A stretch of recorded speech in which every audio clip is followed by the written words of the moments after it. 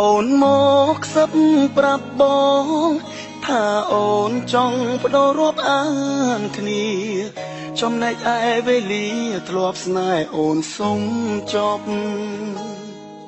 ស្នេហាដែលផ្អែមល្ហែមឈឺចាប់គឺបងមិនដែលធ្លាប់ពេលនេះអូនសុំចប់បងមានតែស្រូបតាមមិនមែនជាសូបិនតែជារូបភាពស្នេហ៍ច្បាស់ចង់ប្រាប់ថាឈឺណាស់តែបងមិនអាចហាមឈឺក្បាលហើយវិលមុខសង្សារបដូរមកការរាប់អាន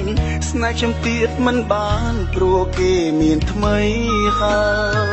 យជាតិនេះខ្ញុំកាត់មកគឺសម្រាប់តែគេបងចោលចង់បញ្ចប់តែតើគ្មានស្នេហ៍ក្បែរឡើ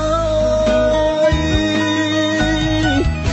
ចង់ត្រឹមរាប់អានហេតុអ្វីពីដំបងមិនព្រមឆ្លើយមិនដែលចាំបាច់ស្រឡាញ់គ្នាហើយប្រែពេលនេះ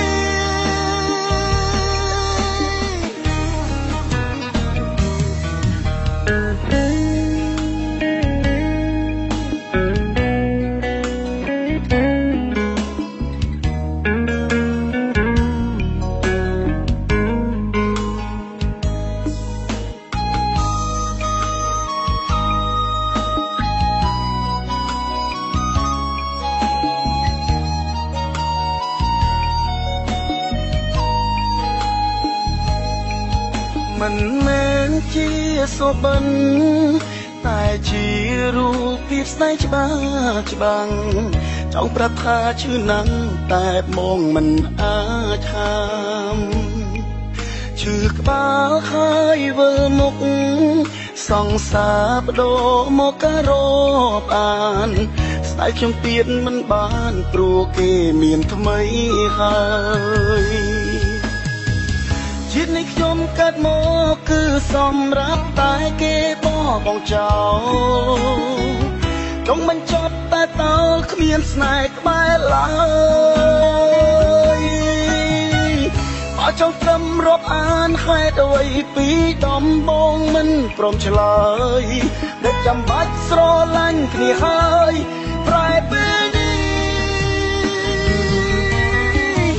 ជាតិនេះខ្ញុំកាត់មកគឺសម្រាប់តែគេបងចោលចង់បញ្ចប់តែតើគ្មានស្នេហ៍ក្បែរឡើយបើចង់ត្រឹមរាប់អានហេតុអ្វីពីដំបងមិនព្រមឆ្លើយដែលចាំបាច់ស្រឡាញ់គ្នាហើយប្រែពេលនេះ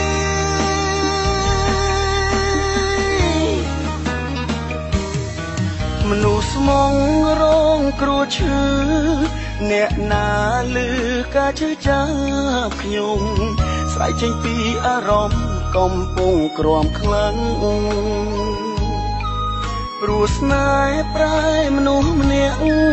ធ្លាប់រស់រីប្រែជាពេងហេតុស្រឡាញ់គេខ្លាំងមិនដឹងស្បើយពេលណា